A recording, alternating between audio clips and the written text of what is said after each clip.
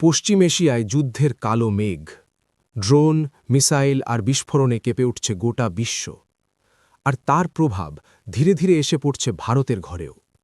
আজকের এই ভিডিওতে আমরা জানব, কেন এই যুদ্ধ ভারতের জন্য এত বড় হুমকি, কেন নরেন্দ্র মোদী বলেছেন এই সংকট কোভিডের থেকেও ভয়ঙ্কর হতে পারে, এবং আজকের সেই জরুরি বৈঠকে কী বড় সিদ্ধান্ত নেওয়া হতে পারে।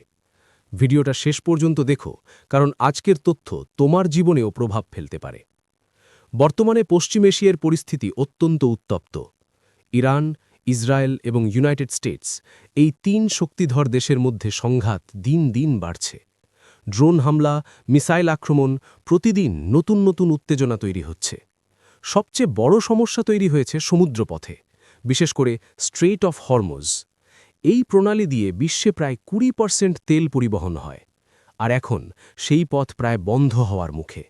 ভাবো একবার, যদি এই পথ পুরোপুরি বন্ধ হয়ে যায়, তাহলে কি হতে পারে? ভারত একটি বড় তেল আমদানিকারক দেশ।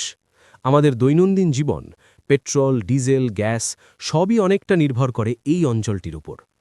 এখন যদি সেই সরবরাহ বন্ধ হয়ে যায়, জ্বালানির দাম আকাশ ছুঁবে, গ্যাসের সংকট তৈরি হবে, পরিবহন খরচ বাড়বে এবং সব কিছুর দাম বাড়বে। ইতিমধ্যেই তার প্রভাব দেখা যাচ্ছে। দেশের বিভিন্ন জায়গায় রান্নার গ্যাসের সংকট শুরু হয়েছে। হোটেল, রেস্তোরাঁ অনেকেই বন্ধ হওয়ার মুখে। এটা শুধু একটা অর্থনৈতিক সমস্যা নয়, এটা সাধারণ মানুষের জীবনযাত্রার ওপর সরাসরি আঘাত। এই পরিস্থিতির গুরুত্ব বুঝে আগেই সতর্ক করেছিলেন নরেন্দ্র মোদী।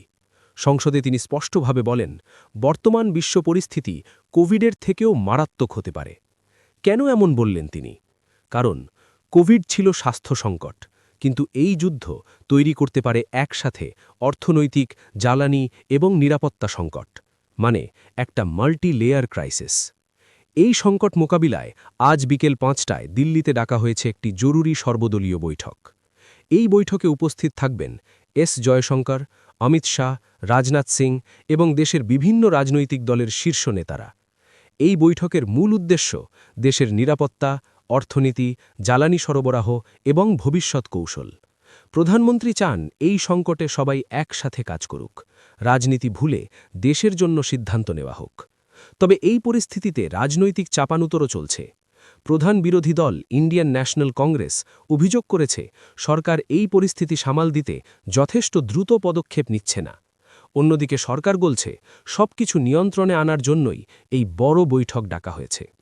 এই দ্বন্দ্বের মাঝেই সাধারণ মানুষ অপেক্ষা করছে সমাধানের। আজকের বৈঠক থেকে কি বেরিয়ে আসতে পারে?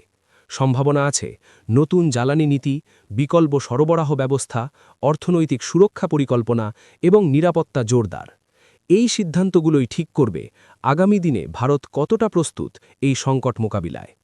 পশ্চিম এশিয়ার যুদ্ধ, এটা শুধু দূরের একটা খবর নয়, এটা আমাদের রান্নাঘর, আমাদের পকেট, এমনকি আমাদের ভবিষ্যতের ওপরও প্রভাব ফেলতে পারে। তাই চোখ রাখুন আজকের সেই বৈঠকের দিকে, কারণ সেখান থেকেই ঠিক হতে পারে ভারতের আগামী পথ। ভিডিওটি ভালো লাগলে লাইক করো, এমন গুরুত্বপূর্ণ আপডেট পেতে সাবস্ক্রাইব করো। আমি আবার আসছি নতুন ভিডিও নিয়ে। ততক্ষণ পর্যন্ত ভালো থাকো।